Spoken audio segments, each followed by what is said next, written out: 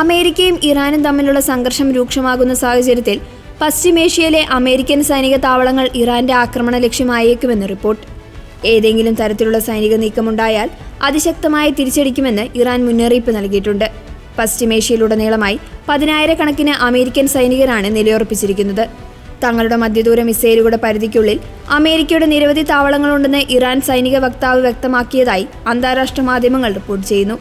Iran ലക്ഷ്യമിടാൻ സാധ്യതയുള്ള മേഖലയിലെ പ്രധാന കേന്ദ്രങ്ങളിൽ ഖത്തർ, ബഹ്റിൻ, കുവൈറ്റ്, UAE എന്നിവിടങ്ങളിലെ താവളങ്ങൾ ഉൾപ്പെടുന്നു. US സെൻട്രൽ കമാൻഡിന്റെ പ്രധാന കേന്ദ്രങ്ങളിലൊന്നായ ഖത്തറിലെ അൽ ഉദൈദ് എയർബേസ്, US നാവികസേനയുടെ 5th ഫ്ലീറ്റിന്റെ ആസ്ഥാനമായ ബഹ്റിൻ, കുവൈറ്റിലെ ക്യാമ്പ് അർഫ്ജാൻ, UAEയിലെ അൽ ദർഫ എയർബേസ് തുടങ്ങിയവ ഇതിൽ പ്രധാനമാണ്. യുദ്ധവിമാനങ്ങൾ, ഡ്രോണുകൾ, വിപുലമായ നിരീക്ഷണ സംവിധാനങ്ങൾ എന്നിവയടങ്ങുന്ന വൻ സന്നാഹമാണ് അമേരിക്ക ഈ താവളങ്ങളിൽ ഒരുക്കിയിരിക്കുന്നത്.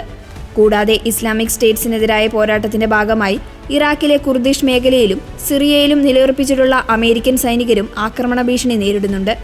അമേരിക്ക ആക്രമണം നടത്തിയാൽ ഈ താവളങ്ങളെ ലക്ഷ്യമിട്ട് പ്രത്യാക്രമണം നടത്താൻ ഇറാൻ മടിക്കില്ല എന്നാണ് വിലയിരുത്തപ്പെടുന്നത്. മേഖലയിലെ സംഘർഷം ഒരു യുദ്ധത്തിലേക്ക് നീങ്ങിയാൽ ഈ താവളങ്ങൾ നിർണായക സ്വാധീനം ചെലുത്തുമെന്നാണ് കരുതപ്പെടുന്നത്.